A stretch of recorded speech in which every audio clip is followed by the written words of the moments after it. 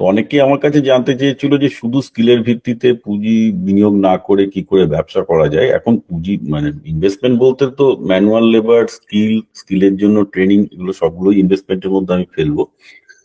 তাও আমি একটা জিনিস বলবো যে স্কিলটা যে বিজনেসের লোকে যাক তাকে সেটাকে অ্যাকোয়ার করতে হবে। তো সেটা অ্যাকোয়ার করার একটা বেস্ট প্রসেস আছে। বেস্ট প্রসেসটা হচ্ছে যে কোনো কোম্পানির, স্টার্ট আপ কোম্পানির ডিস্ট্রিবিউশন নেওয়া। তো আমি এটা খুব সিম্পল এক্সাম্পল দিচ্ছি যে ধরা যাক কেউ রিয়েল এস্টেটের বিজনেসে নামতে চায়, তো বিজনেসের যেহেতু টাকাটা শুরু হয় বেচার থেকে, সব জায়গায় এই বেচার জায়গাটা ধরতে হবে।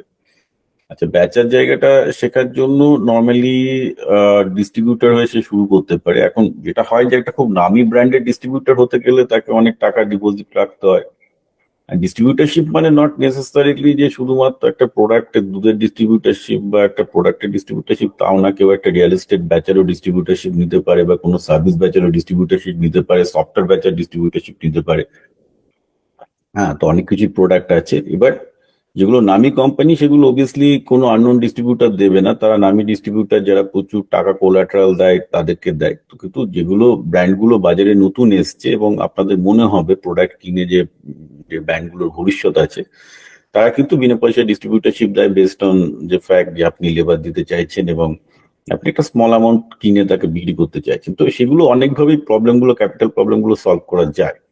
এটা আমি এই জন্যই সবাইকে করতে বলি যে যে কোনো বিজনেসের নামলে সেই বিজনেসটা অলিগলি চেনার জন্য distributorship is a very good way to understand যে কারা কিনতে চাইছে, কেন কিনতে চাইছে, কিভাবে কিনতে চাইছে, তাদের চয়েস কি, প্রোডাক্টটা বাজারে চলবে কিনা, প্রোডাক্টের কোয়ালিটি। কিন্তু ওই ফিল্ডে একটা আইডিয়া তৈরি হবে। ওই ফিল্ডে আইডিয়া তৈরি হওয়ার পর কেউ হয়তো পুঁজি ইনভেস্টমেন্টের কথা ভাবতে পারে বা সেটা না করেও করতে পারে। তো সমস্যা হচ্ছে প্রথমে আমি দেখতে পাচ্ছি সবাই যেটা ভাবছে যে একটা টাকা খরচ করে বিজনেস সেট আপ করে বিজনেস হয়ে যাবে, সেভাবে হবে না। এটা একটা বড় ব্যাপার।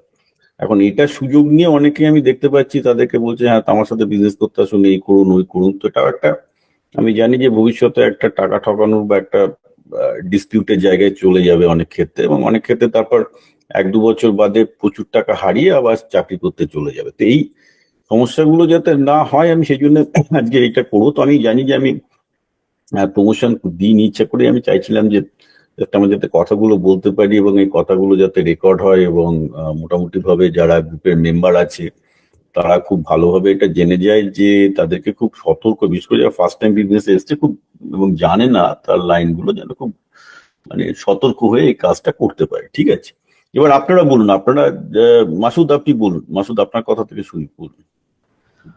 দাদা, আমি টেক্সটাইল ইঞ্জিনিয়ার। আমি একটা জব করি টেক্সটাইল ফ্যাক্টরিতে, হুম। ডেনিম ওয়াশিং এ। বাট আপনার বিভিন্ন প্রোগ্রাম দেখে আমি বিজনেসের প্রতি আগ্রহ জন্মাচ্ছে। এর জন্য আপনার গ্রুপগুলো ফলো করি এবং আপনার লেখাগুলো পড়ি। বিজনেসের বিভিন্ন সাইড, মানে আমি আসলে বিজনেসের ব্যাপারটা টোটালি বুঝতাম না। এখন আপনার ব্যাপারে আপনার এগুলো দেখে আমি উৎসাহী যে হ্যাঁ, চাকরির বাইরেও আমাদের চিন্তা ভাবনা করতে হবে যে বিজনেস কেন্দ্রিক। সেটা অলওয়েজ করা ভালো, কারণ কারণ পৃথিবী যেভাবে দ্রুত বদলাচ্ছে, যেভাবে কৃত্রিম বুদ্ধিমত্তা হোয়াইট কালার জবগুলোর পেছনে যাচ্ছে, কারণ আমি নিজেও লার্জ ল্যাঙ্গুয়েজ মডেলিং নিয়ে একটু ব্যবসা করছি, কাজও করি ইউনিভার্সিটিতে, এই আর্টিফিশিয়াল ইন্টেলিজেন্স নিয়ে করি। তো সেটাতে যেটা বুঝতে পারছি যে মানুষের যেসব চাকরি আজকে আছে, যেগুলো মানুষ একটু মানে শিক্ষিত হয়ে যে চাকরিগুলো পায়, কলম পেশার চাকরি এখান থেকে এ করা, সেগুলো তো 90% থাকবে না। জি। এইটা 5 থেকে 10 বছর, আমি 10 বছর তো হচ্ছে বোধহয় খুব আমার স্ট্রেচ লিমিট মনে হচ্ছে। তো তখন মানুষ কি করবে? তো সেক্ষেত্রে এই এন্টারপ্রেনার স্কিলটা কিন্তু সবার দরকার। আমি এটা বাচ্চাদের, ছাত্রদের মধ্যে থেকেও শেখাতে চাইছি। সেই জন্য অনেক টাইপের প্রোগ্রামও নিয়েছি যাতে বাচ্চারাও এন্টারপ্রেনারশিপের দিকটা দেখে। কারণ আলটিমেটলি পৃথিবী যেদিকে এগোচ্ছে তাতে দেখা যাচ্ছে যে প্রোডাক্টিভিটি বাড়ে যখন একটা মানুষ এন্টারপ্রেনার হয়। যারা ঠিকঠাক এন্টারপ্রেনার তারা চাকরি করলে যা টাকা পেত, অনেকেই তার 5-6 গুণ বা তার বেশিও ইনকাম করছে। এন্টারপ্রেনারশিপে অলওয়েজ বেশি টাকা প্রোভাইডেড, ব্যবসা করলে বেশি প্রোভাইডেড তাদের স্কিলটা ঠিক আছে। আপনি যেমন টেক্সটাইল ইন্ডাস্ট্রিতে আছেন, তো টেক্সটাইল ইন্ডাস্ট্রিতে কাজ করার তো প্রচুর প্রচুর স্কোপ, ভীষণ এটা স্কোপ। আপনি জানেন বাংলাদেশের এখন যে সেক্টর, এই সেক্টরটা আগামী কয়েক বছর স্টে করবে বা এটা খুবই। না, কিন্তু টেক্সটাইল সেক্টরে অনেক নতুন টাইপের টেকনোলজি আসছে, আপনাকে সেই টেকনোলজি গুলোর সাথে সুইং করতে হবে। আমি 3টে টেকনোলজি আপনাকে আমি বলছি, যেমন ধরুন ফ্যাব্রিক তৈরির ক্ষেত্রে জি। সিল্ক বা কটনের ফ্যাব্রিকের ক্ষেত্রে এখন প্রচুর ভ্যারিয়েশন এবং নতুন টাইপের জিনিস আসছে, যে টাইপের সিল্ক মানে, এবং আমি কটনের কথা বলছি যেগুলো আপনার খুব সরু 30-40 মাইক্রনের মতো, ওগুলো A6 বলে, মানে সিল্ক বলে, এটা চায়নাতে আর ভিয়েতনামে একমাত্র হ্যান্ডেল করতে পারে। কটনেরও এই ধরনের সরু জিনিস, ওরকম অনেক খুব সরু সরু ফ্যাব্রিক আসছে যেগুলোতে ইনফ্যাক্ট টেক্সটাইল ইন্ডাস্ট্রিতেও একটা রেভলিউশন আসছে, ঠিক আছে। তারপর ধরুন যে একটা ব্যাপার হচ্ছে কি, আপনি এখন এত মাস প্রডিউস করছে বাংলাদেশে বে করছে, ভবিষ্যতে ধরুন রোবোটিক্স একটা বিশাল বড় ব্যাপার আসবে টেক্সটাইল ইন্ডাস্ট্রিতে, যেখানে এত লোক লেবার লাগবে না, স্টিচিং থেকে শুরু করে অনেক কিছু রোবোটিক্স দিয়ে করে দিতে আমি পারবে। টেক্সটাইলের ডেনিম সেকশনে আছি, ডেনিম যে আপনার ওয়াশিং সেক্টর, হুম। যে ডেনিম প্যান্টের যে বিভিন্ন ইফেক্ট আনা, ডিস্ট্রয় আনা, তারপর আপনার এনজাইম ইফেক্ট আনা, বিভিন্ন এই দিকটা কাজ করি আমি। ঠিক আছে, এবার দেখুন ব্যাপারটা হচ্ছে যে টেক্সটাইল ইন্ডাস্ট্রিতে যেসব ইনোভেশন গুলো আসছে, সেটা 3D প্রিন্টিং এর মাধ্যমেই হোক, ছোট ছোট মেশিনের মাধ্যমে, কাস্টমাইজেবল মেশিনের মাধ্যমে হোক, বা মেশিন টু রোবোটিক্স ডিরেক্ট করার মাধ্যমে হোক, আপনি সেগুলোর সাথে পরিচিত থাকলে ডেফিনেটলি আমি শিওর যে ওখানেও আপনি অনেকগুলো নতুন জিনিস খুঁজে পাবেন যেগুলো বিজনেসে খুব Yes. ভালো চলবে। এখানে ব্যাপারটা হচ্ছে যে যেহেতু আপনি কয়েকশো কোটি টাকা মূলধন নিয়ে নামছেন না, আপনি আপনার ব্রেনের মূলধন নিয়ে নামছেন, সেহেতু আপনাকে প্রথমেই নতুন কি ট্রেন্ড, নতুন কি ইনোভেটিভ আইডিয়া আসছে যেগুলো এই ইন্ডাস্ট্রিকে চেঞ্জ করতে পারে, এবং সেই ইনোভেটিভ আইডিয়া নিয়ে কোন কোন স্টার্ট আপ কাজ করছে, হ্যাঁ অনেকেই আছে, তাদের সাথে যুক্ত হওয়া, তাদের ডিস্ট্রিবিউটর হিসেবে যুক্ত হতে পারেন। বাংলাদেশে সবাই জানে Bangladesh is a big market for garment, right? Yes. এবং স্টার্ট আপ গুলো বাংলাদেশে নেই, স্টার্ট আপ গুলো হয়তো ভিয়েতনাম, চায়না বা ইউএসএ তে আছে, তো ন্যাচারালি আপনি এই এই এই এই এই জায়গাটা থেকে পুরো ব্যাপারটাকে আপনি ধরতে পারেন। I think that would be the probably the মানে best way to start your business. Hmm. কি কারণ আপনি বলছেন? যদি মানে ট্র্যাডিশনাল আমরা ট্র্যাডিশনাল মডেলে যদি যান, যেটাতে ট্র্যাডিশনাল মডেলে যেভাবে টেক্সটাইল বিজনেস হচ্ছে, সেখানে ঢুকতে গেলে আপনার প্রচুর টাকা পয়সা পুঁজি প্রচুর ইনভেস্ট টাকা লাগবে, মানে সো কোটি কোটি টাকা, এটা ইম্পসিবল। এক্স্যাক্টলি। কিন্তু আপনার স্ট্রেংথটা দেখতে হবে। আপনার স্ট্রেংথ হচ্ছে আপনি বাংলাদেশকে জানেন, আপনার বাংলাদেশ টেক্সটাইল ইন্ডাস্ট্রিতে ভালো কানেক্টিভিটি আছে, আপনি সেইটা হচ্ছে আপনার ক্যাপিটাল। অ্যাকচুয়ালি লোকে নিজের ক্যাপিটালটা বোঝে না, লোকে ভাবে যে তার ক্যাপিটাল হচ্ছে যে তার টাকা, তা নয়। আপনার ক্যাপিটাল হচ্ছে যে আপনার বাংলাদেশ ইন্ডাস্ট্রিতে যে কানেকশনটা আছে। এইবার ধরুন আপনি খুঁজে বার করুন যে বিদেশে, ফ্রান্সে বা জার্মানিতে বা ইউএসএ তে কোথায় কোথায় নতুন এই টাইপের ইন্ডাস্ট্রি গুলো মানে তাদের টেক্সটাইল মার্কেট খুঁজছে, প্রযুক্তিটা যে টেকনোলজিটা বাংলাদেশে বেচতে চাইছে, টেক্সটাইল বাংলাদেশে, আপনি তাদের কাছে গান বলুন যে আমি বাংলাদেশে তোমাদের প্রযুক্তি প্রমোট করবো। That's how you start, you know a lot from that. আপনি টেকনোলজি ব্যাপারটাও জানবেন, বাংলাদেশের গার্মেন্ট ইন্ডাস্ট্রি কতটা, তো তারাও তাদের মধ্যেও একটা ডিমান্ড থাকবে, কারণ সেখানেও বাংলাদেশে তো নিজেদের মধ্যেও কম্পিটিশন খুব হাই, তাই না? ও ভাই, হ্যাঁ তো হ্যাঁ। তারাও চেষ্টা করছে নতুন কিছু ইমপ্লিমেন্ট করতে। তো এইভাবে আপনাকে শুরু করতে হবে as a kind of a consultant mode, like by selling your own knowledge and contact. বাংলাদেশে মোস্ট বিজনেসম্যানদের টার্গেটে থাকে টেক্সটাইল সেক্টর, মানে অন্য কোনো সেকশনে। সেটা সেটা অবশ্যই, এখানে আপনাদের বাংলাদেশের টেক্সটাইল সেক্টরে এবছরের আউটপুট হচ্ছে $32 বিলিয়ন, তো সেটা তো করবেই লোকে, তো that is G. The largest, তো সেটা হবে। ঠিক আছে, এটাই আমি আপনাকে উপদেশ দেবো যে basically don't invest, just connect the dot, মানে নতুন টেকনোলজির সাথে তাদের আমি কার্ডটা আমি এই কানেক্টের লাইনটাই, মানে সোর্সিং এর জন্য আসলে কি কি ওয়েতে আমি সোর্সিং করতে পারবো, মেনলি হচ্ছে ফার্স্ট হচ্ছে আমার বায়ার, যদি আমি প্রোডাক্ট সেল করতে যাই, আর হ্যাঁ, তো মেনলি আপনি হচ্ছে আমি যদি প্রথমে টেকনোলজি লাইনে ঢুকুন। আপনি একজন টেকনোলজিস্ট, আপনি দেখুন কোন কোন স্টার্ট আপ টেকনোলজির ক্ষেত্রে নতুন নতুন জিনিস নিয়ে আসছে টেক্সটাইলের ক্ষেত্রে। জি জি তো জি। এটা দেখুন যে আপনি বাংলাদেশে কি করে মার্কেট করতে পারেন। আচ্ছা, ওকে। ফ্যাব্রিক, এখন সেটা টেকনোলজি ফ্যাব্রিকের ক্ষেত্রে হতে পারে, মেকানাইজেশন মেশিনারি। বা রোবোটিক্স মেশিনারি ক্ষেত্রে হতে পারে, আরো অনেক ক্ষেত্রে হতে পারে। ফ্যাব্রিক প্রিন্টিং এর ক্ষেত্রে হতে পারে। ফ্যাব্রিক প্রিন্টিংও এখন ফ্যাবুলাস জায়গায় পৌঁছে গেছে, আমি দেখেছি তো, প্রিন্টিংও সাংঘাতিক জায়গায় হয়ে গেছে, মানে টেক্সটাইল হ্যাঁ হ্যাঁ অনেক হ্যাঁ। নতুন টাইপের কনসেপ্ট আসছে। আর্টিফিশিয়াল ইন্টেলিজেন্স ক্রিয়েট করে ওরা দারুণ টাইপের শাড়ি প্রিন্টিং করে অলরেডি, আমি কলকাতাতেই দেখেছি। তো এইগুলো এখন নতুন এরিয়া যেগুলোতে অ্যাকচুয়ালি অনেকগুলো নতুন ইনোভেটিভ আপনি আইডিয়া দিতে পারবেন। আচ্ছা আচ্ছা, থ্যাংক ইউ দাদা। ঠিক আছে। আচ্ছা, নিলয়, নিলয় কিছু বলবেন? হ্যাঁ স্যার। আহ, বলুন বলুন। হ্যাঁ স্যার, আমি ক্রাফট আইটেম নিয়ে বেশ কিছু ক্রাফট আইটেমের ডিজাইন নিয়ে কিছুদিন কাজ করছি আর কি। হুম। মানে এটা একটা কিসের আমার craft? হবি টাইপের। কিসের ক্রাফট? ক্রাফট হচ্ছে স্যার, আমি যে কাজগুলো করছি সেটা হচ্ছে গিয়ে কাঠ হতে পারে কিংবা জুটের উপরে কোন একটা মডেল, সেটাতে একটা মোশন দেওয়া। হাতে করেন না মেশিন দিয়ে করেন? এটা মেইনলি হাতেই করছি আর কি। আমি মেইনলি স্যার ডিজাইনটা করি অটোক্যাডে। করে অটোক্যাডে সেটাকে ডিজাইন করে সেটাকে সেটাকে মানে বানাইটাকে।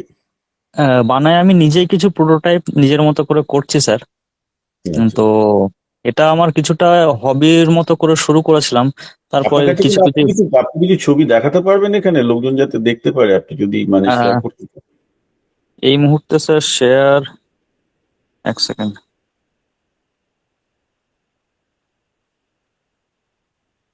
আমি আপনাকে একবার ভিডিও পাঠিয়েছিলাম, মানে না না, আমার আমি কাজগুলো। দেখেছিলাম এটাতে আপনি একটা হ্যাঁ, মূর্তির ভিডিও পাঠিয়েছিলেন, আপনি শেয়ার করতে, আপনি তো ওদের রানাঘাটে থাকেন, রাইট? হ্যাঁ স্যার। তো আপনি শেয়ার করুন। আচ্ছা, মিনওয়াইল আমি আপনাকে জিনিস বলে দিই, যারা আপনারা হ্যান্ডিক্রাফটের বিজনেস করতে চান সেখানে একটা মেন সমস্যা হচ্ছে প্রাইসিংটা, কারণ হ্যান্ডিক্রাফটে যেহেতু ম্যানুয়াল লেবারটা বেশি লাগে, হুম হুম, যেহেতু বিজনেসের স্কেলিং আপটা is a big time problem.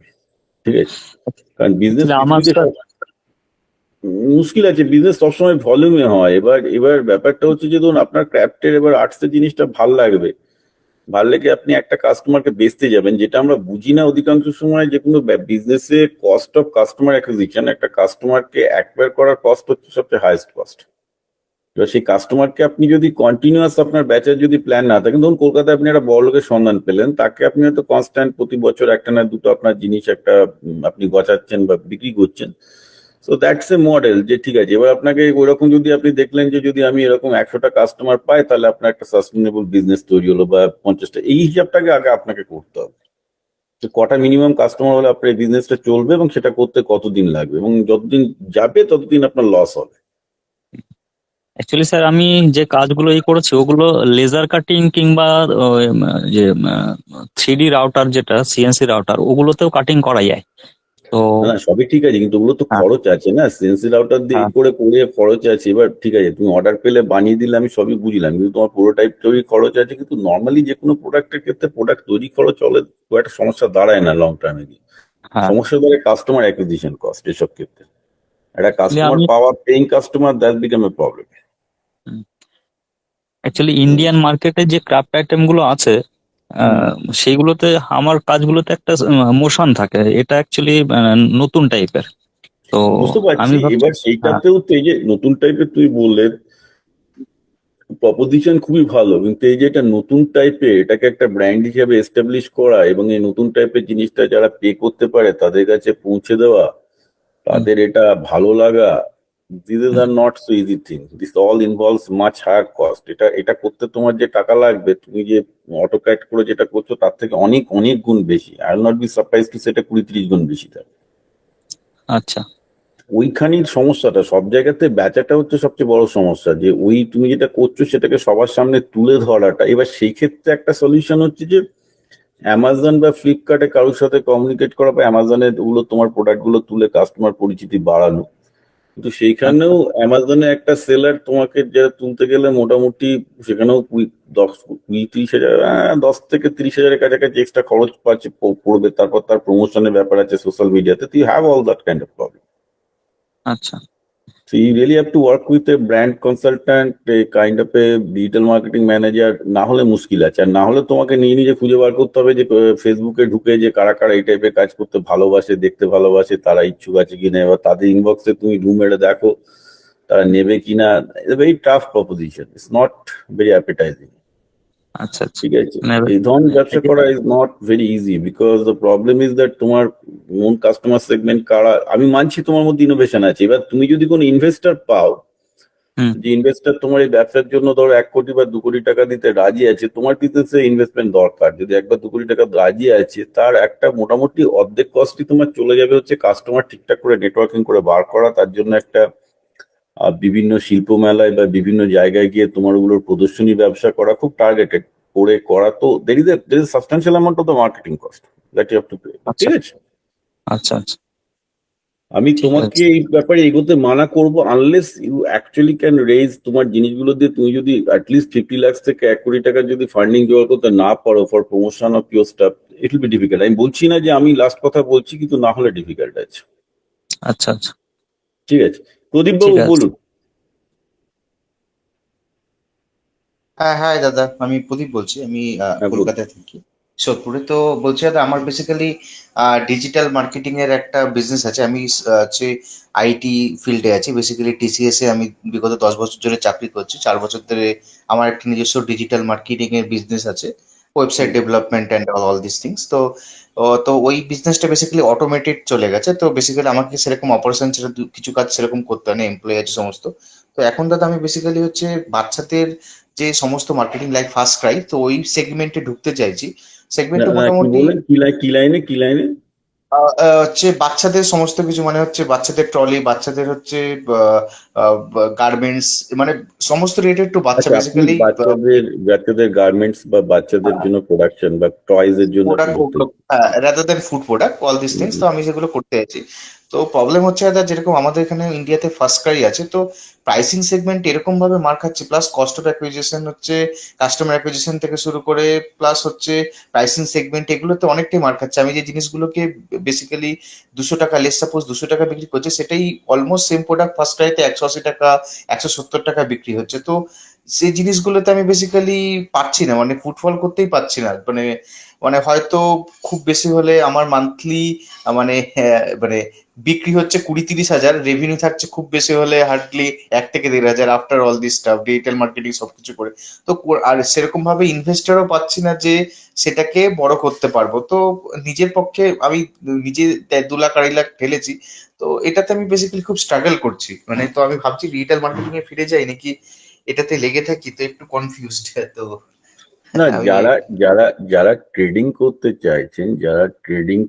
চাইছেন, ট্রেডিং এর এটা একটা বিশাল সমস্যা। যেগুলো কনজিউমার ব্র্যান্ডের, যদি আপনি ট্রেডিং করেন, কনজিউমার ব্র্যান্ডের ট্রেডিং এর যেহেতু পয়সাটা প্রচন্ড competitive and it depends on volume, আপনি হাই ভলিউমের ট্রেডিং না করতে পারলে আপনি কনজিউমার মার্কেটে জীবনে টিকবেন না। কনজিউমার মার্কেটে দুভাবেই টেকা যায়, একটা হাই ভলিউম ট্রেডিং, কারণ আপনার প্রচুর পয়সা আছে, আর যদি হাই ভলিউম ট্রেডিং না থাকে, আপনার নিজস্ব কিছু নিশে আপার হ্যান্ড, মানে কিছু নিশে নিশ আপার হ্যান্ড প্রোডাক্ট থাকতে হবে, যেগুলো লোকে কিনবে, বিকজ ওই আপনি প্রাইসিং প্রবলেমটা ফেস করবেন না, লোকে 4 থেকে 5 গুণ এই দাম দিয়ে কিনবে, বিকজ ইটস ওয়ার্থ ইট, যদি অন্য কারো কাছে নেই।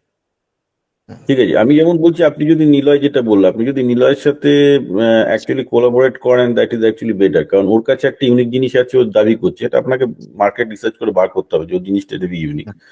ও তৈরি করতে জানে, আপনি বেচতে জানেন, রাইট? আপনাকে ওর সাথে কমপ্লিমেন্ট করতে হবে, যে ওর যে প্রোডাক্টটা করছে, যেহেতু ওর মধ্যে ইউনিকনেস আছে, আপনার যেহেতু কাস্টমার ধরার অভ্যাসটা আছে, যে ওর প্রোডাক্টটা আপনি ইউনিক প্রাইসে বেচতে পারেন কিনা, যাতে ওরও লাভ আছে আপনারও লাভ আছে। কারণ ও বেচতে পারেন, আপনি বেচতে পারেন, আপনি তৈরি করতে পারেন না, ও তৈরি করতে পারে। আপনি তৈরি করতে পারেন না বলে আপনি কি করছেন, আপনি যেগুলো খুব ইজিলি মাস মার্কেটে যাচ্ছেন, আর মাস মার্কেটে টিকে থাকা খুব মুশকিলের ব্যাপার, because all about volume. Volume pricing, সেখানে আপনি কোনো ভ্যালু অ্যাডও যোগ করে কোনো একটা নতুন প্রোডাক্টও তৈরি করতে পারছেন না, যেগুলো ফিনিশ প্রোডাক্ট, যেখানে ওখানে কিছু করতে পারবেন। সো আপনাকে দেখুন, এই জন্য আমি বলি বিজনেসটা পুরো স্কিলের ব্যাপার, প্রত্যেককে বিজনেসটা খুব ভালো করে অ্যানালিসিস করতে হয় নিজের বিজনেসটা। আপনি যদি আপনার নিজের বিজনেসের কাস্টমার সেগমেন্টেশন, প্রোডাক্ট, এগুলো ভালোভাবে অ্যানালাইজ না করেন, দিস উড বি প্রবলেম। ঠিক আছে, আচ্ছা ঠিক আছে, আপনি আপনার ভুলটা বুঝতে পারছেন, আমি বলবো আপনি নিলয়ের সাথে কোলাবোরেট করুন। ও তৈরি করতে পারছে ইউনিক জিনিস, আপনার কাছে ইউনিক জিনিস নেই। ঠিক আছে, আচ্ছা মানবেন্দ্র বাবু বলুন। হ্যালো। বলুন। হ্যাঁ, প্রথমত বলছি পরিচয় হয়ে খুবই ভালো লাগলো। আর এবার বলি যে আমি গ্রাফিক্স ডিজাইনার কাজ করি। হ্যাঁ, আর তার সাথে আমি সাইডে আছে নেটওয়ার্ক মার্কেটিং। তো গ্রুপে যা দেখতে পাচ্ছি, মানে নেটওয়ার্ক মার্কেটিং নিয়ে কি বলা যাবে গ্রুপে? নেটওয়ার্ক মার্কেটিং আমি বলবো যে না করতে, কারণ নেটওয়ার্ক মার্কেটিং যারা করছে তারা নিজেদেরকে মূর্খ বানাচ্ছে, তাদের সময় নষ্ট হচ্ছে। I think as a senior person have a very high moral responsibility to tell them that's not a business. আচ্ছা, মানে এই জন্য জানছি অনেকে ম্যাথমেটিক্যালি ক্যালকুলেট করলে আপনি বুঝতে পারবেন। লোকে নেটওয়ার্ক মার্কেটিং করে লেখে না বলে ওগুলো পোস্ট গুলো ওড়ানো হয় না, কিন্তু আমি যদি জানি যে ওগুলো এমএলএম, আমি বলে দিচ্ছি মডারেটরদের ওগুলো উড়িয়ে দিতে, because this is never a business, it's just fooling around. আচ্ছা, যারা একমাত্র শুরু করেছে তারাই টাকাটা করবে, বাকি কেউ টাকাটা করবে না। এটাও একটা ব্যাপার থাকে। না, ওটা ব্যাপার না, this is the fact. So they will boost you to মানে sales bullshit on all at cost. It's not going to work out that way. এটা হচ্ছে লজিক্যালি মানুষকে বুদ্ধু বানানো, বলুন। আর গ্রাফিক্স ডিজাইনের উপর কাজ করছি। এবার আমাদের এখানে ওয়েবসাইট এগুলো করা গ্রাফিক হয়। ডিজাইনের উপর কাজ করুন, কাজ শেখান, দ্যাট ইজ মাচ বেটার। তো অ্যাটলিস্ট আপনার পয়সা দেবে বিকজ ইটস স্কিলড আর্ট। তবে সেখানেও আপনার একটু সমস্যা আসবে, কারণ যেটা হচ্ছে চ্যাটজিপিটি আর দুদিন বাদে একটা ভার্সন নিয়ে করছে, যেখানে আমি যেমন এখন চ্যাটজিপিটি মানে গ্রাফিক ডিজাইনের জন্য আমার 2-3 জন গ্রাফিক ডিজাইনার আছে, আমি পয়সা দিই। আমি জানি 3 মাস বাদে আমি পয়সা দেবো না, কারণ আমার চ্যাটজিপিটিতে অলরেডি এই হ্যাঁ, এটাও দুদিন বাদে একটা একটা ভার্সন আসছে, ওখানে আমার যে গ্রাফিক ডিজাইন দরকার বললেও আমাকে ওই মতো গ্রাফিক্স করে দেবে, যে আমি এই গ্রাফিক্স চাইছি এবং আমি জানি কি করে খেলা করতে হয়। ও প্রথমবার ঠিক দেবে না, দ্বিতীয়বার ঠিক দেবে, যেমন আমাদের লোকের সাথেও কাজ করতে হয়, তারপর টাইমসে ঠিক গ্রাফিক ডিজাইনটা বার করে দেবে। এই এই এই এই এই প্রফেশন গুলো প্রচন্ড খতরামে হয়। বেশ ভালো রকম ফাংশনের মধ্যে আছে, যে ভবিষ্যতে এগুলো এক্সটিংক্ট হয়ে যায়। এক্সটিংক্ট বলবো না, মানে খুব ভালো টাইপের না হলে বা কমপ্লেক্স ইনফোগ্রাফিক্স ছাড়া হবে না। যেমন সিম্পল ইনফোগ্রাফিক্স এগুলো অবভিয়াসলি আমি জানি যে আর 2 দিন বাদে এলএলএম গুলো করে দেবে, কিন্তু কমপ্লেক্স ইনফোগ্রাফিক্স গুলো করতে পারবে না। এবং কমপ্লেক্স ইনফোগ্রাফিক্স মানে আপনাকে part of the business team and do it. তো আপনাকে একটু সতর্ক থাকতে হবে অ্যাবাউট দ্য ফিউচার।